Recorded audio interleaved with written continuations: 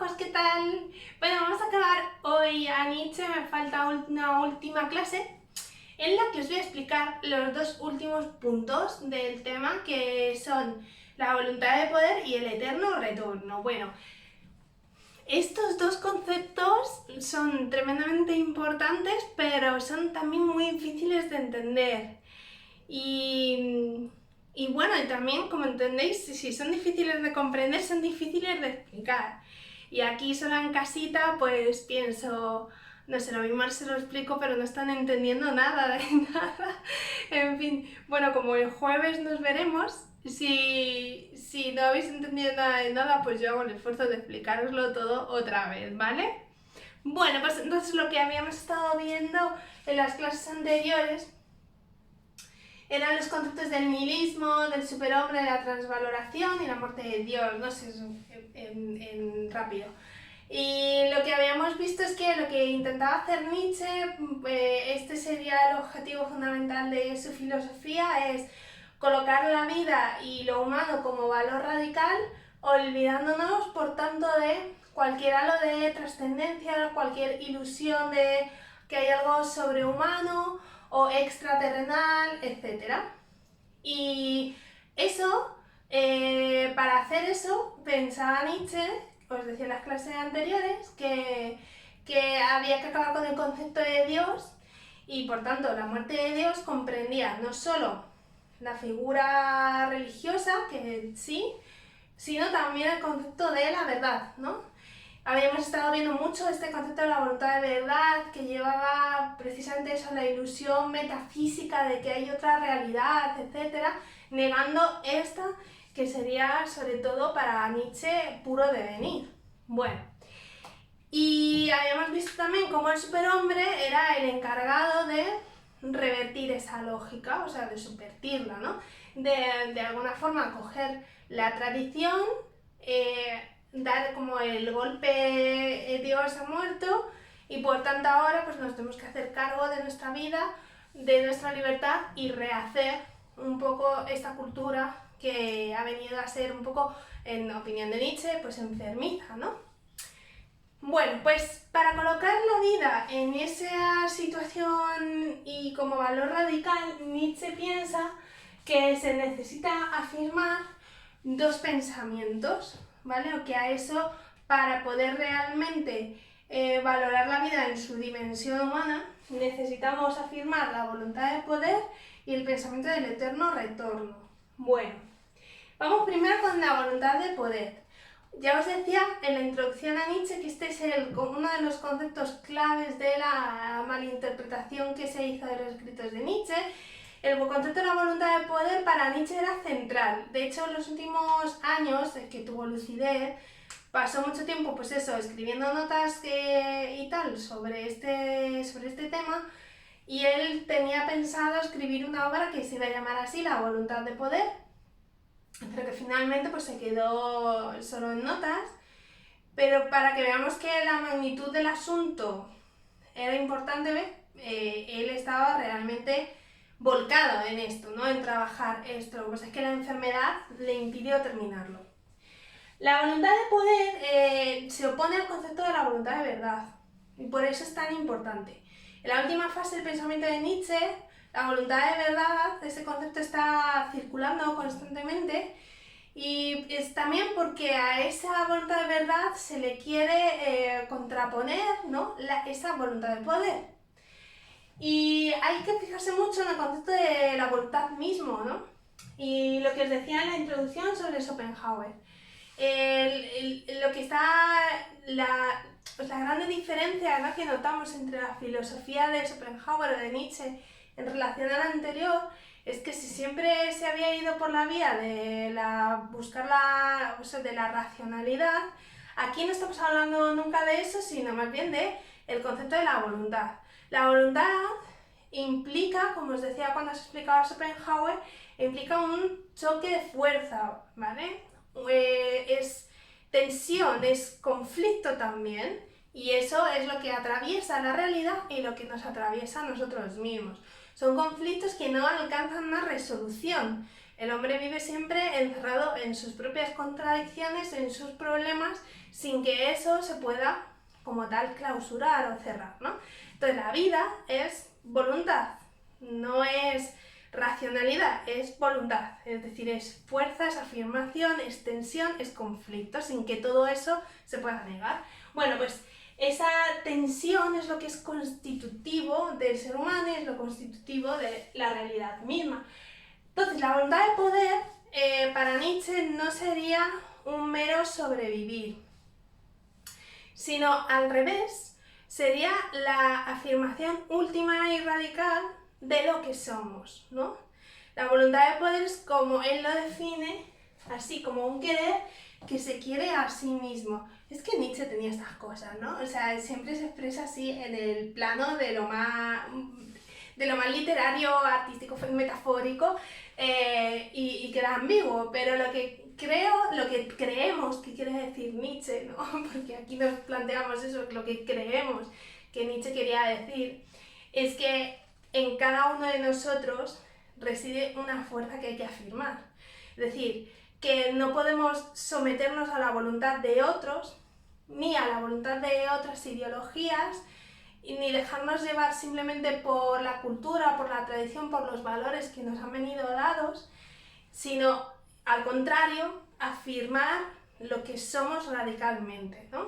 Lo único, lo especial que tenemos cada uno de nosotros, hacerlo nuestro, ponerlo en nuestro poder y afirmarlo frente a los demás.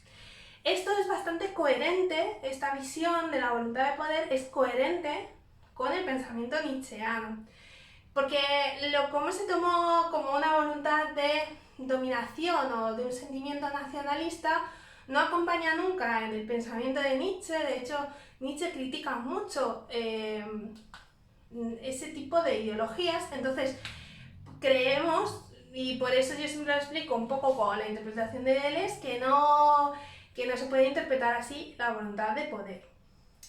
Y que, como os decía, esto es más coherente con el hilo y la estructura del pensamiento nietzscheano de lo que podría ser la otra opción, ¿no?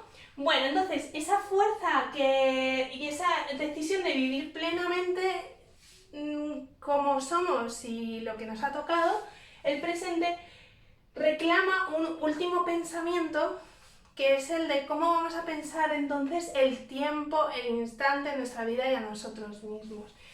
Y ya sabemos que eso para Nietzsche significa siempre negar la trascendencia, pero la afirmación del presente y de la vida y tal le lleva justamente al pensamiento del eterno retorno, ¿vale? Entonces, de alguna forma, lo que os voy a explicar ahora del eterno retorno estaría vinculado con la voluntad de poder, ¿vale? O de alguna forma la voluntad de poder reclamaría el último pensamiento que Nietzsche consideraba su pensamiento más abismal, que es el del eterno retorno, que es un cuestionamiento sobre cómo pensar el tiempo.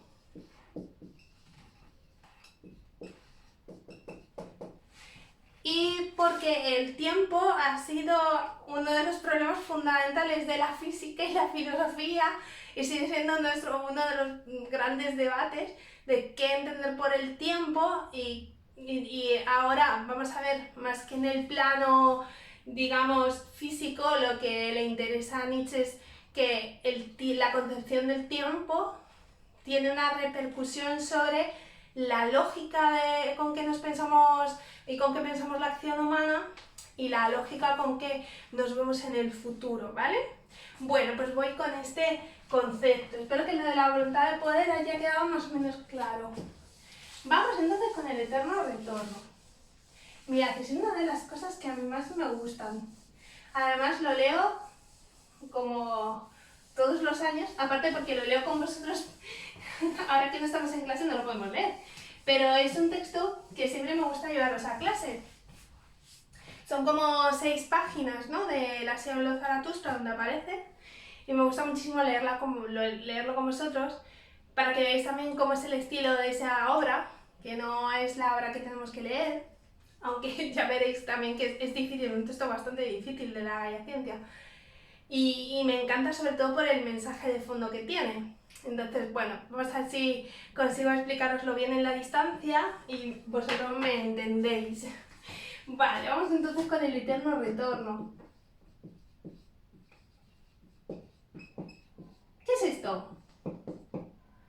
Bueno, esto quizá uno de los pensamientos más complejos que tiene Nietzsche. Y él mismo lo expresa como un abismo del pensamiento. Qué bonito. Qué bonito eso. Lo dice Nietzsche, no lo digo yo. Es un abismo del pensamiento, qué bonito. Bueno, entonces, en los apuntes os he puesto que hay ese aquí en esta página, que por cierto, qué ilustración más bonita encontré. Bueno, luego a ver si me acuerdo, os explico los símbolos que hay en la ilustración, que es muy chulo. He puesto el sentido cosmológico y luego el sentido vitalista, del eterno retorno, ¿vale? Bueno, mirad. La manera que nosotros tenemos usualmente de pensar el tiempo es lineal. Con todas sus aporías y todo eso, pero nosotros pensamos que estamos en un tiempo presente, que ha habido un tiempo pasado y que habrá un tiempo futuro. Y tendemos a pensar el tiempo como una línea. Sí, esto yo creo que es lo normal, ¿no? O sea, de sentido común nos entendemos así. Vale, lo voy a poner aquí. Entonces, digamos que tradicionalmente. Uy, váyame. Tradicionalmente,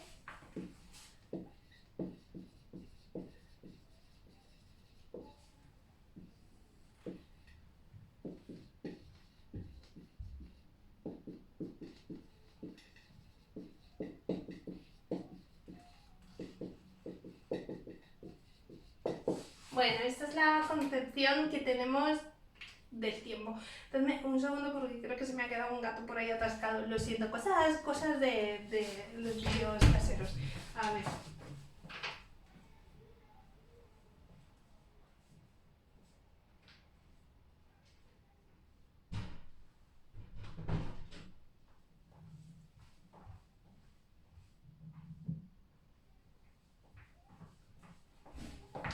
Ah, pues no, es que ya les oigo hasta cuando no, hasta cuando no hacen nada. Están los tres dormidos, como nada, no pasa nada, perdón.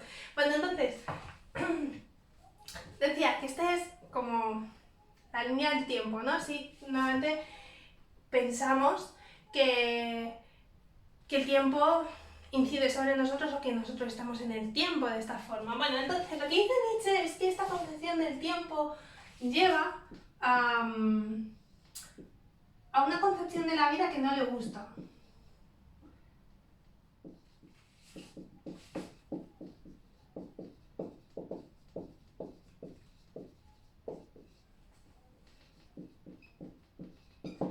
A ver, no le gusta por varios motivos. El primero que podríamos decir es que normalmente el pasado tiene un peso sobre el ser humano que le hace generar el sentimiento este que os decía ayer que era importante en el pensamiento de Nietzsche, es el del resentimiento contra la vida.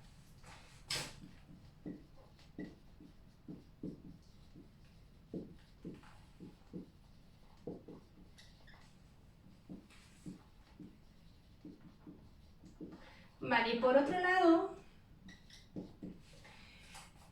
no le gusta porque esta concepción del tiempo y entender que el futuro tiene un corte, es decir, con nuestra muerte, nos hace entender que la finitud, o dicho de otra forma, la finitud con que entendemos nuestro paso por la vida nos hace siempre como anhelar que no se acabe, ¿no? O sea, o pensar que después de la muerte va a haber algo más. Entonces siempre nos hace pensar en la trascendencia como algo mejor que la finitud. No sé si esto lo estoy dejando del todo claro, es decir, que está bastante claro que el pensamiento de la muerte y de la finitud de la vida ha llevado históricamente casi siempre a suponer que bueno, pues que hay algo más, ¿no? De ahí pues todas las concepciones religiosas que van un poco, o sea, que se fundamentan en gran medida en este hecho vital, ¿no? Y ya como entenderéis, por todo lo que ya hemos visto de Nietzsche, pues es algo a lo que él se quiere oponer.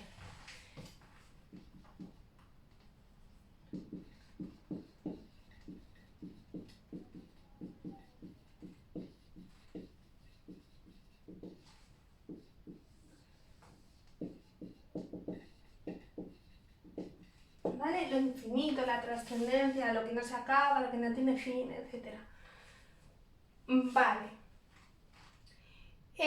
Lo que dice Nietzsche es, y ahora pongámonos en que el tiempo no es lo que hemos pensado usualmente, sino que habiendo un número finito de acontecimientos en el mundo y de acontecimientos en nuestra vida, porque son finitos, ¿no? O sea, ¿qué pasaría si el tiempo, sin embargo, fuese infinito?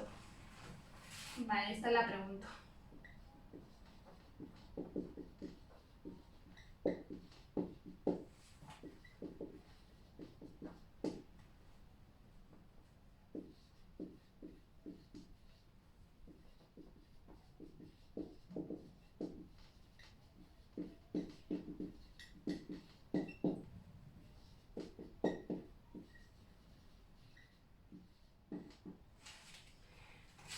Vale, si estuviésemos en clase os dejaría pensándolo un ratillo. ¿Qué pasaría, no? Si realmente cuando un número de acontecimientos es finito pero el tiempo es infinito, ¿qué es lo que sucede? O sea, por lógica.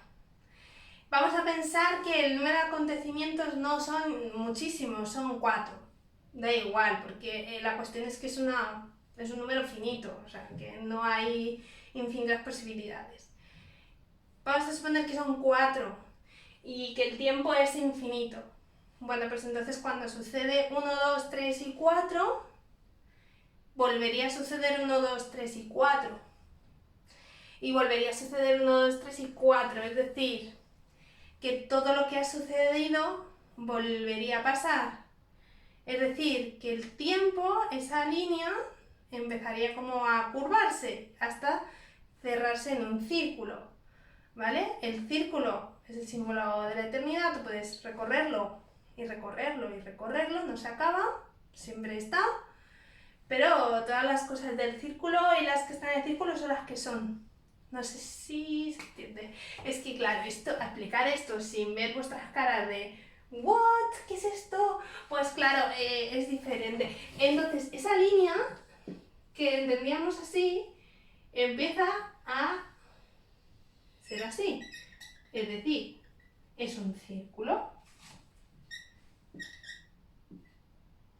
Y repito la idea. O sea, si tenemos 4 acontecimientos nada más, que luego los acontecimientos de nuestra vida son muchos más, pero si hubiese solo 4, y como el tiempo es infinito, pues se sucedería 1, 2, 3, 4 y luego se volvería a suceder esto y volvería y volvería y volvería. Es decir, que el tiempo ya no es una línea, sino que es un círculo. A esta pregunta,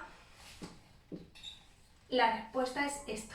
O sea, el tiempo es un círculo. De hecho, el símbolo que tiene el eterno retorno en Asia Zaratustra es el del círculo. Y luego, cuando lo simbolizo también con animales, pues es la serpiente, porque se enrosca, ¿no? Y al enroscarse hace círculos. Bueno, pues ahora os lo voy a explicar mejor eso, ¿vale? Pero bueno, a ver, espero que se entienda. Es que esto es muy complicado. Bueno, ahora, este es en el sentido, como os decía antes, el sentido cosmológico. No lo he puesto al final. Se entendió el sentido de eso, cosmológico. O sea, ¿qué pasaría si en lugar de pensar el tiempo así, de repente viéramos que en efecto nuestros acontecimientos son finitos, pero el tiempo es infinito, no parece acabarse, ¿no? Pues que dejaríamos de pensar el tiempo como una línea y lo pensaríamos como un círculo. Bueno, ahora pensarlo como un círculo tiene una repercusión no solo, pues digamos a nivel físico, ¿no? Cosmológico, sino a nivel vital, que es a lo que vamos sobre todo.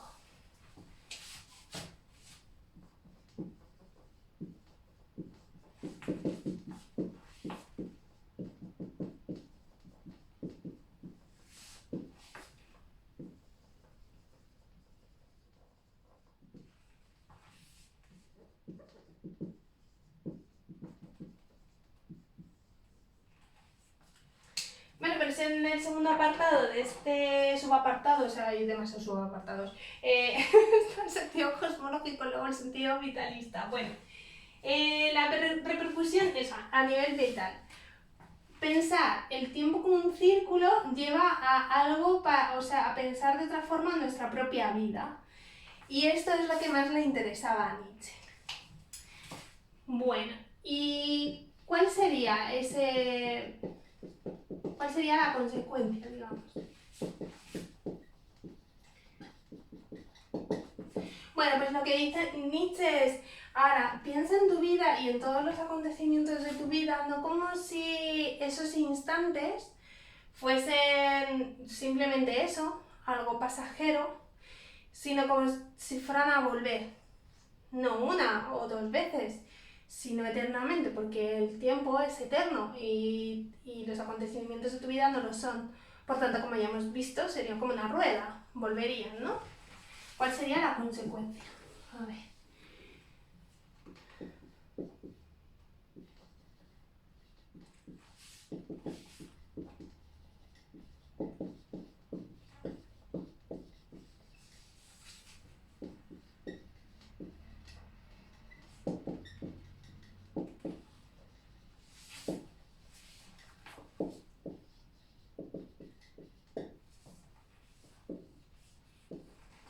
Bueno, y entonces ahí esto es lo interesante de la cuestión. Porque lo que dice Nietzsche es que siempre hemos pensado la eternidad y lo trascendente como algo que no le pertenece al ser humano, sino que le pertenecen a los dioses, ¿no? La eternidad no nos pertenece, no somos inmortales, entonces le pertenecería en todo caso a una entidad diferente, etcétera, a la divinidad, ¿no? Y dice Nietzsche, bueno, pues vamos a dejar de pensar así. Porque eso siempre nos ha colocado como una posición de desigualdad con respecto a los dioses. Los dioses molan porque no se mueren, pero el ser humano no mola porque es caduco. Y ese pensar la vida como algo pasajero lleva a infravalorarla. Entonces lo que dice Nietzsche con esto es que si yo tengo que pensar en mi vida como algo que no es pasajero y cuyos instantes la componen tampoco son pasajeros, entonces se genera un pensamiento que es lo que Nietzsche pensaba, un pensamiento abismal. ¿Y cuál es el pensamiento abismal? Pues que te entra un acojone que no veas, es decir, porque imaginaos, ¿no? O sea, ponerse en el caso. Que todos los momentos de vuestra vida van a volver eternamente.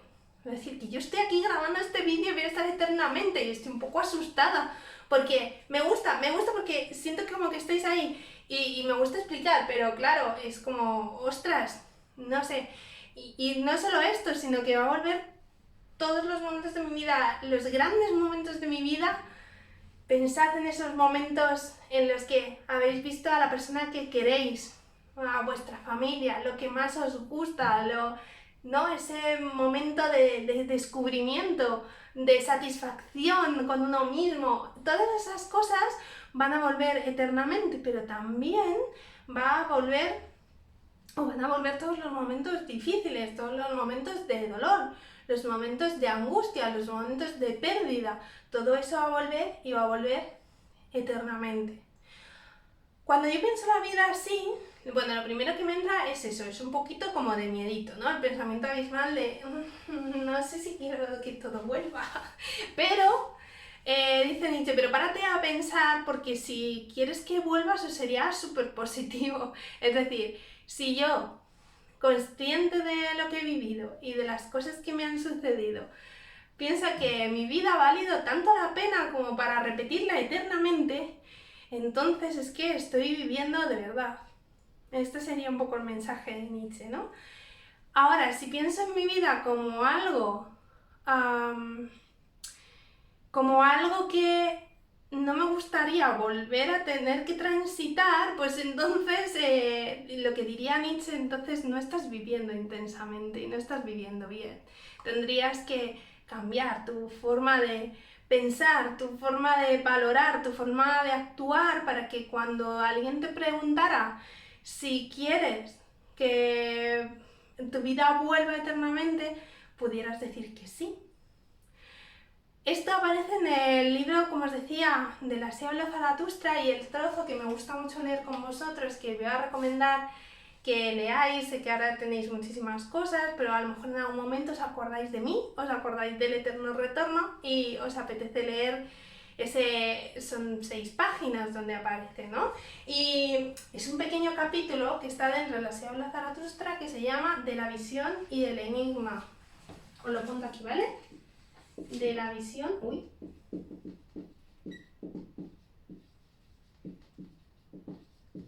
Qué bonito. Bueno, es que la obra en sí es una maravilla. En el Aseo de Zaratustra, veis esto. Bueno, ¿y cómo anuncia Zaratustra? Precisamente es Zaratustra que es el ideal del superhombre, el que se ve...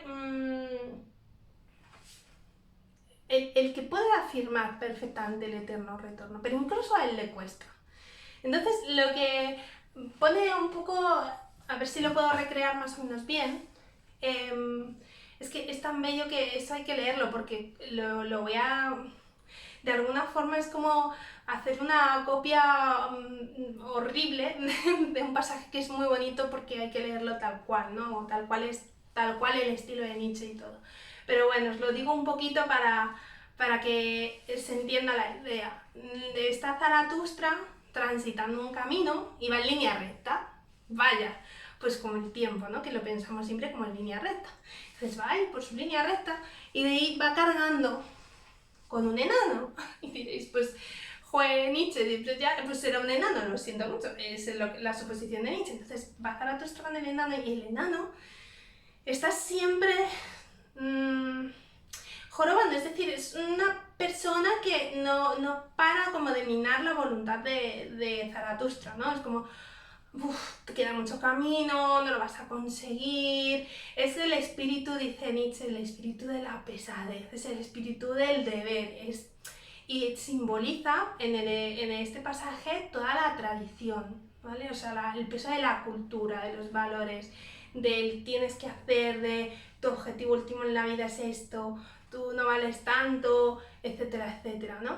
Entonces hay un momento en que tanto Zaratustra como el enano se encuentran en ese camino un portón, y en ese portón pone la palabra instante. Claro, es por eso les estoy hablando tanto de la línea recta, el instante, la trascendencia, esas cosas. Y entonces lo que dice Zaratustra: ¡enano! Además se lo dice así como muy solo: ¡enano! Hasta aquí han llegado nuestros caminos. ¿Ves que todo eso hacia adelante es como un camino eterno? Y todo lo que llevamos hacia atrás también es un camino eterno. Y dice el enano: jolín, pues sí que es verdad que lo veo. Y dice, entonces, ¿qué consecuencia podemos sacar de esto? Y dice, pues que las cosas son un círculo, ¿no? O sea, como que todo es eterno. Y entonces le dice Zaratustra al enano: pues mira, hasta aquí, porque este pensamiento tan abismal y comprender esto y transitar este camino, es decir, el camino de la eternidad, que es nuestra propia vida, no lo puedo hacer contigo porque es que eres un pesado, o sea, eres un pesado y no puedo más contigo. Y entonces es el momento en el que Zaratustra se deshace de él, ¿no? Es como, hasta aquí no te soporto más ni te quiero más, entonces aquí te dejo, este camino lo transito yo solo, y porque tú, le dice, tú no tienes el valor, pero yo sí, ¿no? Y es tremendamente simbólico y muy significativo cada palabra que hay ahí, ¿no? Y todo símbolo que hay ahí, pero justo es el momento en el que Zaratustra se deshace de la tradición, ¿no? De todos los valores tradicionales, y en ese momento es capaz de transitar ese pensamiento que dice él es abismal y que para el que no vale el pensamiento anterior, ¿no? La reflexión anterior. Entonces el camino a la eternidad, dice Nietzsche, ¿no? Allí en Zaratustra, atreverse a eso se atreven muy pocos. Entonces hay un momento también en este pasaje en el que dice Zaratustra: acabo de pensar si era esto la vida y pienso que sí, y que me gustaría que viniera otra vez, ¿no? Es una frase que es justo así. Pone, ¿era esto la vida? Bien, otra vez.